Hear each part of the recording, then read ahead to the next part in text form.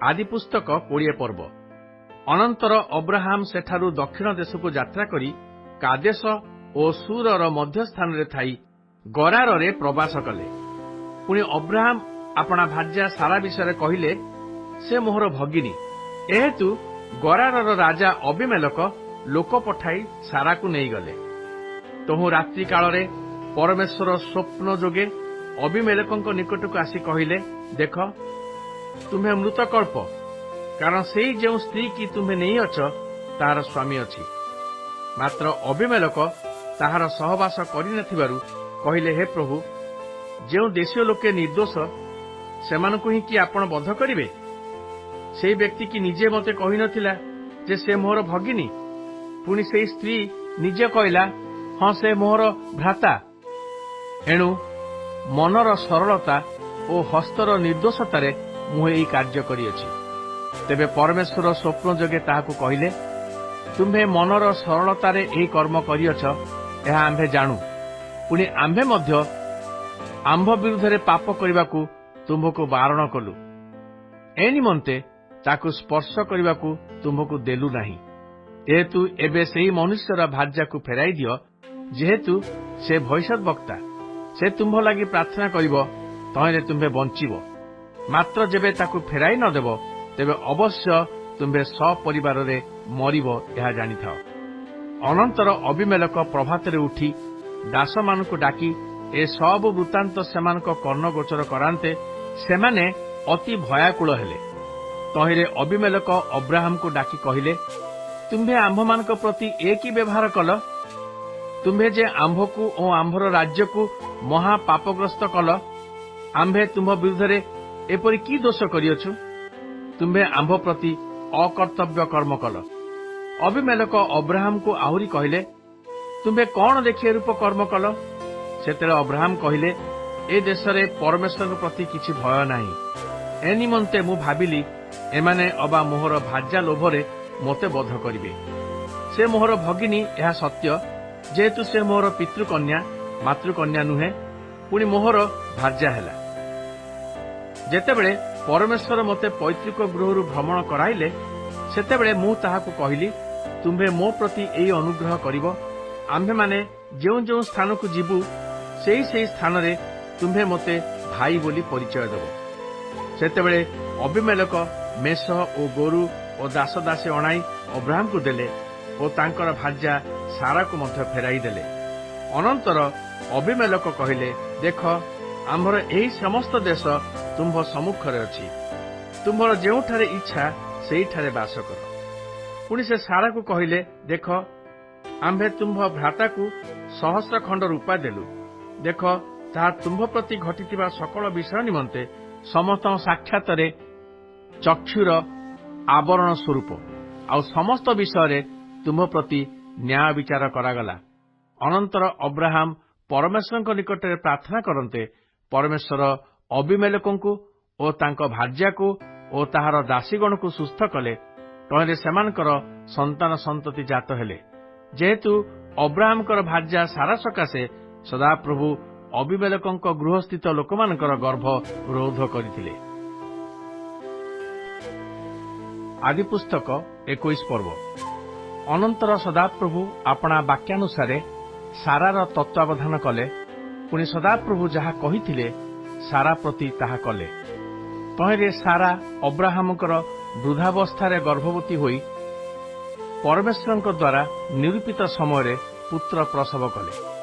ସେତେବେଳେ ଅବ୍ରାହମ ସାରାର ଗର୍ଭଜାତ ନିଜ ପୁତ୍ରର ନାମ ଇସହାକ ଅର୍ଥାତ୍ ହାସ୍ୟ ରଖିଲେ। ପୁଣି ଅବ୍ରାହମ ପରମେଶ୍ୱରଙ୍କର ଆଜ୍ଞାନୁସାରେ ଆପଣା ପୁତ୍ର ଇସାହାକକୁ 8 ଦିନ ବୟସରେ ସୁନ୍ନତ କଲେ। ଅବ୍ରାହମଙ୍କର 100 ବର୍ଷ ବୟସରେ ତାଙ୍କର ପୁତ୍ର ଇସାହାକ ଜାତ ହେଲା। ଆଉ ସାରା କହିଲେ, ପରମେଶ୍ୱର ମୋତେ ହସାଇଲେ, ଏହା ଶୁଣି ସମସ୍ତେ ମୋ ସହିତ ହସିବେ। ସେ ଆହୁରି କହିଲେ, ସାରା ସନ୍ତାନମାନଙ୍କୁ ସ୍ତନପାନ କରାଇବ, ଏକଥା ଅବ୍ରାହମକୁ କିଏ କହିପାରନ୍ତା? ଯେହେତୁ ମୁଁ ଏବେ ତାଙ୍କର ବୃଦ୍ଧାବସ୍ଥାରେ ପୁତ୍ର ପ୍ରସବ କଲି। ଆଉ ବାଳକ ବଡ଼ ହୁଅନ୍ତେ ସେମାନେ ତାକୁ ସ୍ତନ୍ୟପାନ ତ୍ୟାଗ କରାଇଲେ। ପୁଣି ଯେଉଁଦିନ ଇସାହାକକୁ ସ୍ତନ୍ୟପାନ ତ୍ୟାଗ କରାଇଲେ, ସେହିଦିନ ଅବ୍ରାହମ ମହାଭୋଜ ପ୍ରସ୍ତୁତ କଲେ। ଅନନ୍ତର ମିଶରିଆ ହାଗାର ଅବ୍ରାହ୍ମଙ୍କ ନିମନ୍ତେ ଯେଉଁ ପୁତ୍ର ଜନ୍ମ କରିଥିଲା, ସାରା ଦେଖିଲା ସେ ପରିହାସ କରୁଅଛି। ଏହେତୁ ସେ ଅବ୍ରାହ୍ମଙ୍କୁ କହିଲା, ତୁମ୍ଭେ ଏହି ଦାସୀକି ଓ ଏହାର ପୁତ୍ରକୁ ଦୂର କରିଦିଅ, କାରଣ ଏହି ଦାସୀ ପୁତ୍ର ମୋହର ପୁତ୍ର ଇସାହାକ ସହିତ ଉତ୍ତରାଧିକାରୀ ହେବ ନାହିଁ। ଏ କଥା ଶୁଣି ଅବ୍ରାହ୍ମ ଆପଣା ପୁତ୍ର ସକାଶୁ ଅତି ଦୁଃଖିତ ହେଲେ। ସେତେବେଳେ ପରମେଶ୍ୱର ଅବ୍ରାହ୍ମଙ୍କୁ କହିଲେ, ତୁମ୍ଭେ ଏହି ବାଳକ ଓ ତୁମ୍ଭ ଦାସୀ ନିମନ୍ତେ ଦୁଃଖିତ ହୁଅ ନାହିଁ। ସାରା ତୁମକୁ ଯାହା କହୁଅଛି ତାହାର ସେଇ କଥାରେ ମନୋଯୋଗ କର, ଯେହେତୁ ଇସାହାକ ଠାରୁ ତୁମ୍ଭର ବଂଶ ବିଖ୍ୟାତ ହେବ, ଆଉ ଏହି ଦାସୀ ପୁତ୍ର ତୁମ୍ଭର ବଂଶ। ଏଣୁ ଆମ୍ଭେ ତାହାଠାରୁ ଏକ ଗୋଷ୍ଠୀ ଉତ୍ପନ୍ନ କରିବା। ଅନନ୍ତର ଅବ୍ରାହ୍ମ ପ୍ରଭାତରେ ଉଠି ରୋଟି ଓ ଜଳପୂର୍ଣ୍ଣ କୁମ୍ପା ଘେନି ହାଗାରର ସ୍କନ୍ଧରେ ଦେଇ ବାଳକକୁ ସମର୍ପଣ କରି ତାହାକୁ ବିଦାୟ କଲେ। ତହିଁରେ ସେ ପ୍ରସ୍ଥାନ କରି ବେର୍ସେବା ନାମକ ପ୍ରାନ୍ତରରେ ପଥ ହରାଇଲା।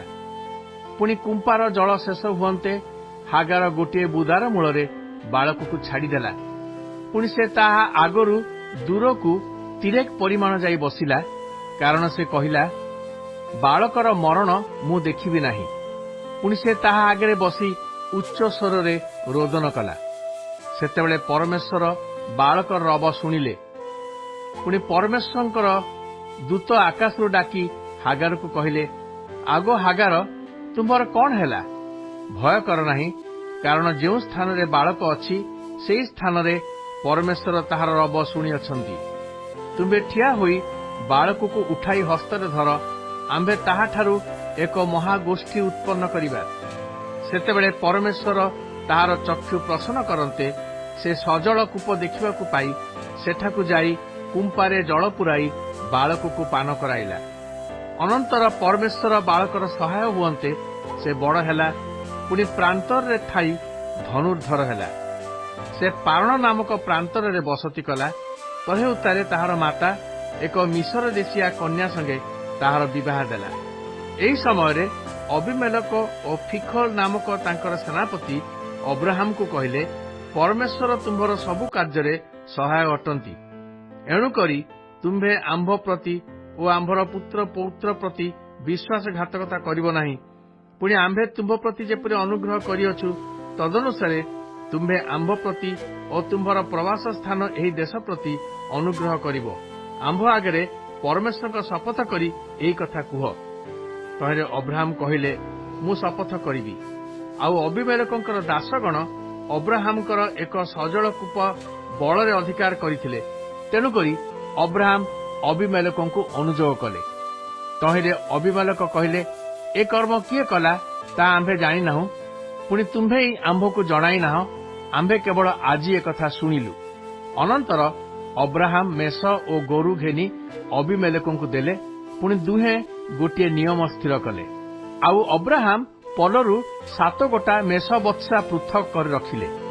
ତହିଁରେ ଅବିମେଲେକ ଅବ୍ରାହ୍ମଙ୍କୁ ପଚାରିଲେ, ତୁମ୍ଭେ କି ଅଭିପ୍ରାୟରେ ଏହି 7 ଗୋଟା ମେଷ ବତ୍ସା ପୃଥକ କରି ରଖିଲ? ଅବ୍ରାହ୍ମ କହିଲେ, ମୁଁ ଯେ ଏହି କୂପ ଖୋଳିଅଛି ତହିଁର ପ୍ରମାଣ ନିମନ୍ତେ ମୋ ଠାରୁ ଏହି 7 ଗୋଟା ମେଷ ବତ୍ସା ନେବାକୁ ହବ। ଏଣୁ ସେହି ସ୍ଥାନର ନାମ ବେର୍ସବା ଅର୍ଥାତ୍ ଶପଥ କୂପ ହେଲା, ଯେହେତୁ ସେଇଠାରେ ସେ ଦୁହେଁ ଶପଥ କଲେ। ଏ ରୂପେ ସେମାନେ ବେର୍ସବା ନିକଟରେ ନିୟମ ସ୍ଥିର କରନ୍ତେ ଅବିମେଲେକ ଓ ଫିଖୋଲ ନାମକ ତାଙ୍କର ସେନାପତି ଉଠି ପଲେଷ୍ଟିୟମାନଙ୍କ ଦେଶକୁ ଫେରିଗଲେ। ଅନନ୍ତର ଅବ୍ରାହ୍ମ ସେହି ବେର୍ସବା ନିକଟରେ ଏକ ଝାଉଁ ବୃକ୍ଷ ରୋପଣ କରି ସେହି ସ୍ଥାନରେ ଅନାଦି ଅନନ୍ତ ପରମେଶ୍ୱର ସଦାପ୍ରଭୁଙ୍କ ନାମରେ ପ୍ରାର୍ଥନା କଲେ। ପୁଣି ଅବ୍ରାହ୍ମ ପଲେଷ୍ଟିୟମାନଙ୍କ ଦେଶରେ ବହୁ କାଳ ପ୍ରବାସ କଲେ। ଆଦି ପୁସ୍ତକ 22 ପର୍ବ। ଏହି ସମସ୍ତ ଘଟଣା ଉତ୍ତାରେ ପରମେଶ୍ୱର ଅବ୍ରାହ୍ମଙ୍କର ପରୀକ୍ଷା ନିମନ୍ତେ କହିଲେ, ହେ ଅବ୍ରାହ୍ମ। ତହିଁରେ ସେ ଉତ୍ତର କଲେ, ଦେଖନ୍ତୁ ମୁଁ ଏଠାରେ ଅଛି। ସେତେବେଳେ ସେ କହିଲେ, ତୁମ୍ଭେ ଏବେ ଆପଣା ପୁତ୍ରକୁ, ତୁମ୍ଭର ଅଦ୍ୱିତୀୟ ପୁତ୍ରକୁ ଅର୍ଥାତ୍ ତୁମ୍ଭେ ଯାହାକୁ ସ୍ନେହ କର ସେହି ଇସାହାକକୁ ଘେନି ମୋରିଆ ଦେଶକୁ ଯାଅ। ପୁଣି ଆମ୍ଭେ ସେହି ଦେଶରେ ଯେଉଁ ପର୍ବତ କହିବା, ସେହି ପର୍ବତ ଉପରେ ତାହାକୁ ହୋମାର୍ଥେ ବଳିଦାନ କର। ତହିଁରେ ଅବ୍ରାହ୍ମ ପ୍ରଭାତରେ ଉଠି ଗଧ ସଜାଇ 2 ଜଣ ଦାସ ଓ ଆପଣା ପୁତ୍ର ଇସାହାକକୁ ସଙ୍ଗରେ ନେଲେ। ଆଉ ହୋମ ନିମନ୍ତେ କାଠ କାଟି ପରମେଶ୍ୱରଙ୍କ ନିର୍ଦ୍ଦିଷ୍ଟ ସ୍ଥାନକୁ ଯାତ୍ରା କଲେ। ଅନନ୍ତର ତୃତୀୟ ଦିନରେ ଅବ୍ରାହମ ଅନାଇ ଦୂରରୁ ସେହି ସ୍ଥାନ ଦେଖିଲେ। ସେତେବେଳେ ଅବ୍ରାହମ ସେହି ଦାସମାନଙ୍କୁ କହିଲେ, ତୁମ୍ଭେମାନେ ଏହି ସ୍ଥାନରେ ଗଧ ସହିତ ଥାଅ, ମୁଁ ଓ ବାଳକ ଦୁହେଁ ସେ ସ୍ଥାନକୁ ଯାଇ ଆରାଧନା କରି ପଛେ ତୁମ୍ଭମାନଙ୍କ ନିକଟକୁ ଫେରିଆସିବା। ତହୁଁ ଅବ୍ରାହମ ଯଜ୍ଞ କାଷ୍ଠ ଘେନି ଆପଣା ପୁତ୍ର ଇସାହାକର ସ୍କନ୍ଧରେ ଦେଇ ନିଜ ହସ୍ତରେ ଅଗ୍ନି ଓ ଛୁରିକା ଘେନିଲେ। ପୁଣି ଦୁହେଁ ଏକତ୍ର ଚାଲିଗଲେ। ଆଉ ଇସାହାକ ଆପଣା ପିତା ଅବ୍ରାହମକୁ ଡାକି କହିଲା, ହେ ମୋର ପିତ। ତହିଁରେ ସେ ଉତ୍ତର କଲେ, ପୁତ୍ର, ଦେଖ ମୁଁ ଏଠାରେ। ସେତେବେଳେ ସେ ପଚାରିଲା, ଏଇ ଦେଖ ଅଗ୍ନି ଓ କାଷ୍ଠ, ମାତ୍ର ହୋମ ନିମନ୍ତେ ମେଣ୍ଢା ଛୁଆ କାହିଁ? ତହିଁରେ ଅବ୍ରାହମ କହିଲେ, ପୁତ୍ର, ପରମେଶ୍ୱର ଆପେ ହୋମ ପାଇଁ ମେଣ୍ଢା ଛୁଆ ଯୋଗାଇବେ। ତହୁଁ ଦୁହେଁ ଏକତ୍ର ଚାଲିଗଲେ।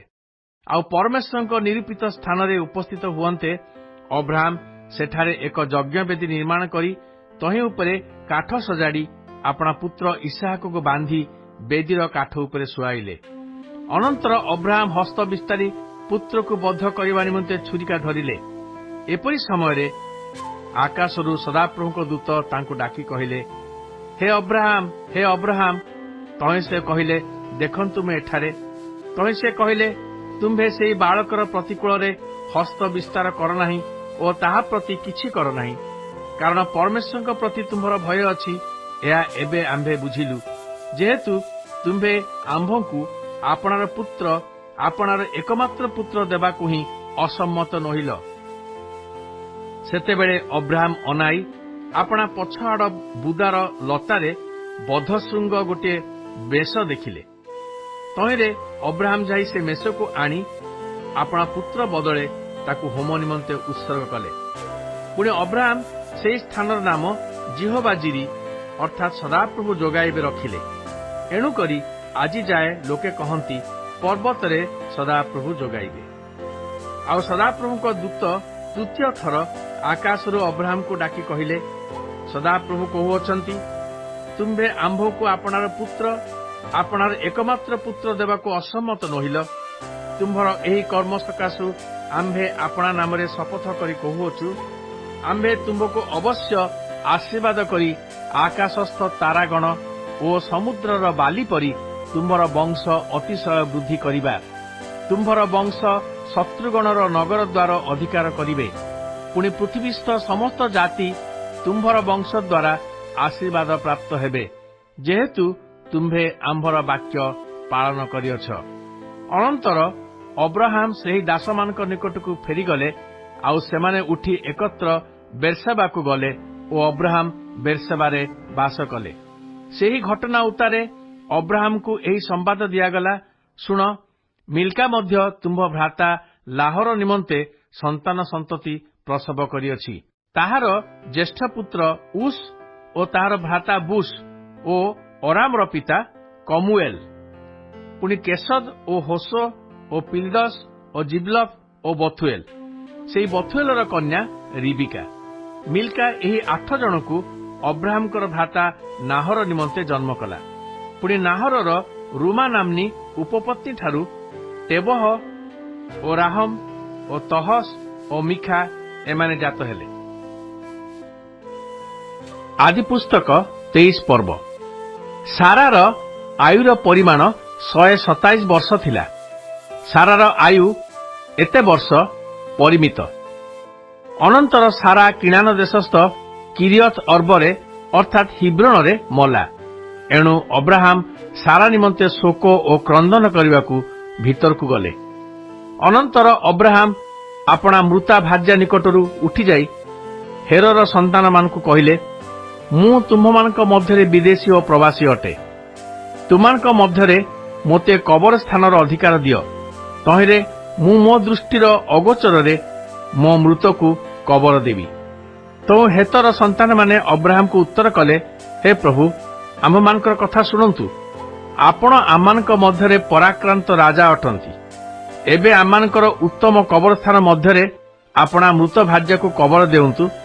ଆମ୍ଭମାନଙ୍କ ମଧ୍ୟରୁ କେହି ନିଜ କବରରେ ଆପଣଙ୍କ ମୃତ ଭାର୍ଯ୍ୟାକୁ ରଖିବା ପାଇଁ ନିଷେଧ କରିବ ନାହିଁ। ସେତେବେଳେ ଅବ୍ରାହମ ଉଠି ତଦ୍ଦେଶୀୟ ଲୋକମାନଙ୍କୁ अर्थात हेतर संतान मानकु प्रणाम कले। पुणी कथोपकथन करी कहिले, मो दृष्टिर बाहारे मो मृत भार्या को कबरे रखिबाकू जेबे आपण मानकर सम्मति हुए तेबे मो कथा शुणंतु। आपण माने मो निमंते सोहरर पुत्र इफ्रण निकटरे निवेदन करंतु। से आपण मानक मध्यरे मोहर कबर स्थान अधिकारी निमंते मकपेलारे तांको क्षेत्र प्रांतरे थिबा गुहा मोते दियंतु। तहिर जेते मूल्य हुए ताहा नेई दियंतु। सेतेबेले इफ्रण हेतर संतान मानक मध्यरे बसिथिला। तेणु हेतीय इफ्रण आपणा नगर द्वार प्रवेशकारी हेतर संतान समस्त साक्षात अब्राहम को उत्तर देला, प्रभु सेपरी हेब नाई, मो कथा शुणंतु। मु आपणकु सेही स्थान ओ तन्मधिस्थ गुहा देली। मु स्ववंशीय संतान मानक साक्षात ता आपणकु देली। आपण निज मृत को कबर देउंतु। तहेर अब्राहम सेही देशीय लोकमानक अग्रते प्रणाम कले। पुणी सेही देशीय लोकमानक कर्ण गोचर इफ्रण को कहिले, आपण जेबे मते ताहा देबे तेबे निवेदन करूअछि, मो कथा शुणंतु। मु सेही क्षेत्रर मूल्य देउअछि, आपण ताहा ग्रहण करंतु। तहे उत्तारे मु सेही स्थानरे मोर मृत को कबर देबी। तहे इफ्रण अब्राहम को उत्तर देई कहिला, प्रभु मो कथा शुणंतु। भूमि खंडकर मूल्य तो 400 सेकल रूपा। आपणक ओ आंभ मध्यरे ता केते मात्र? एणुकरी आपण निज मृत को कबर देउंतु। इफ्रणर एही कथा शुणी अब्राहम हेतीय संतान मानक कर्णगोचर इफ्रण द्वारा उक्त संख्यानुसारे तत्कालीन बणिक मानक मध्यरे प्रचलित 400 सेकल रूपा तौली इफ्रण को देले। एहेतु मम्रीर पूर्ववर्ती मकपेलारे इफ्रणर जो क्षेत्र थिला, सेही क्षेत्र ओ तन्मधिस्थित गुहा ओ तहिर चतुसीमांतर्गत वृक्ष समूह एही सबुरे हेतर संतान मानक साक्षातरे अर्थात ताहार नगर द्वार प्रवेशकारी समस्त साक्षात अब्राहमकर स्वत्वाधिकार स्थिर करागला। अनंतर अब्राहम मम्रीर पूर्ववर्ती मकपेला क्षेत्रस्थित गुहारे आपणा भार्या सारा को कबर देले। सेही स्थान किनान देशस्थ हिब्रोन। एही रूपे कबर स्थान अधिकार निमंते सेही क्षेत्र ओ तन्मधिस्थित गुहारे अब्राहमकर अधिकार हेतर संतान मानक द्वारा स्थिरीकृत हैला। दिन संख्या 5 शुक्रवार। आज पठित शास्त्रांश हेउची आदि पुस्तक 20 पर्व ठारू 23 पर्व। आसंतु एही पठित शास्त्रांशर सारांश को आम्भे माने ध्यान करिबा। ईश्वर जे पृथ्वीर इतिहास मध्यरे ताहांक देश बा राज्यर आरंभ करि अछंती, से प्रथमे तांको लोकमानंकु प्रस्तुत कले। अब्राहम हिब्रोन ठारू जहाकू मम्री बोली मध्य कहा जाए, सेठारू दक्षिण को अर्थात नेगेव, बेरशबा एवं सेठारू अबिमेलेक राज्य पलेस्टीय मानक देश को जाई बास कले। सेठारे इसहाकंक जन्म हैला, जे ईश्वरंक राज्य बा देशर पंजीकृत बासिंदा number 2। Isaac is the registered residency number 2 of God's kingdom। इति मध्यरे ईश्वर अब्राहम को प्रति करिथिबा प्रतिज्ञार 25 वर्ष बीती जाइछि एवं वर्तमान अब्राहम को बयस 100 वर्ष। इसहाक को बलिदान भावरे उत्सर्ग करिबा पाए देइथिबा ईश्वर को आदेश को अब्राहम पालन कले एवं इसहाक तांको पिता अब्राहम को इच्छार बाध्य हेले। तांकर एही कार्यटी जीशुंको मृत्यु और पुनरुत्थान एवं मध्य ताहांको प्रायश्चित कार्यर पूर्वाभास को प्रदर्शित करे। बाइबल कहानीर मंच बेरशबा ठारू पुनर्बार हिब्रोन को स्थानांतर हैला एवं सेठारे सारा 127 वर्ष बयस मृत्युवरण कले। अब्राहम हितियो मानक देशरू खंडे क्षेत्र क्रय कले और मकपेला स्थित गुहारे सारांकु कबर देले। यह थिला आजिर पठित शास्त्रांशर सारांश। प्रभु आजिर पठित शास्त्रांश द्वारा आम प्रत्येक को आशीर्वाद करंतु। धन्यवाद।